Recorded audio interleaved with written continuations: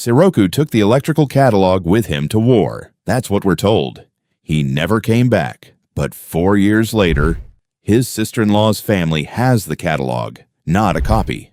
The catalog itself. So how did a notebook that went to the battlefield end up hidden inside the Momokawa house? Nobody explains it. Not Noriko, not the narrator, not the episode. That gap is where today's video lives. Welcome back to Movizo, where every ending hides a beginning.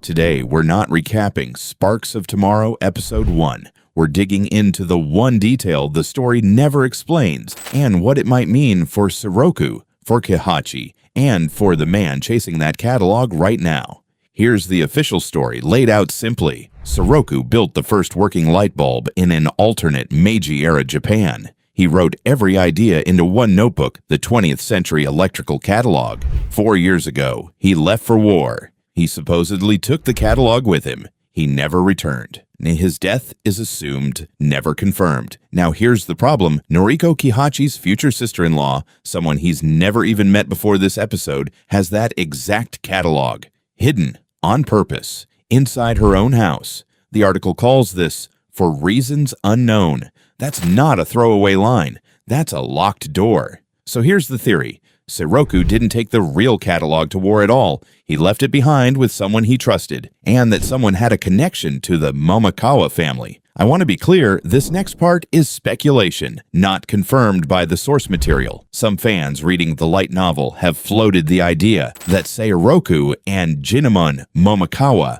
Noriko, and Inako's father knew each other before the war, possibly through Yosuke's steam conglomerate, where Seiroku may have once worked or sold prototypes. If true, that would explain why the catalog landed specifically in that house, and not anywhere else in Kyoto. That's the theory.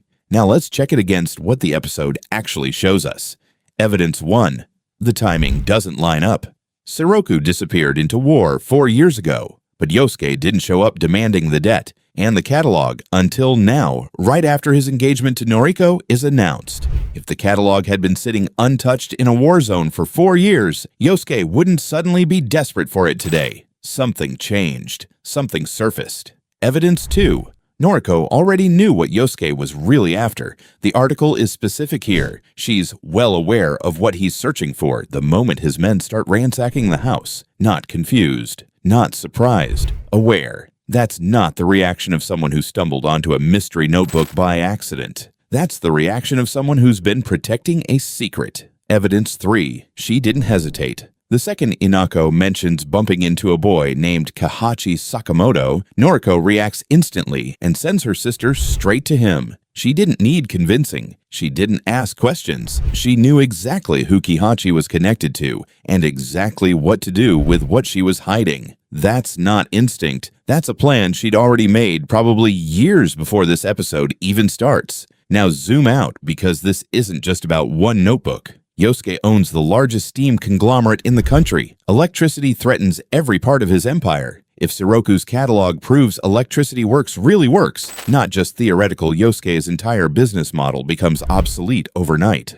That reframes his marriage proposal completely. He's not just cornering a struggling family for a debt. He's making sure the one piece of evidence that could destroy his industry stays buried inside a household he now controls. Marrying into the family isn't romance. It's damage control. And that means Noriko wasn't just hiding a family heirloom. She was sitting on the one object capable of ending the age of steam inside the house of the one man most desperate to stop that from happening.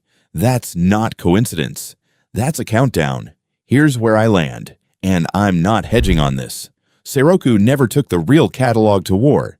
He left it with someone connected to the Momokawa family before he disappeared, most likely tied to Jinemon or an earlier dealing with Yosuke's company. Noriko has been guarding it ever since, waiting for the right person to hand it to, and that person turned out to be Kihachi. Yosuke's sudden urgency this episode isn't random either. He's realized the catalog still exists, and he's terrified of what happens if it reaches someone who can finish what Seiroku started. Whether Seiroku himself is actually alive is still open, but the catalog surviving the war changes everything we assumed about his ending. So here's my question for you. Do you think Seiroku is still out there somewhere, or did he die, knowing exactly who he was leaving that notebook with?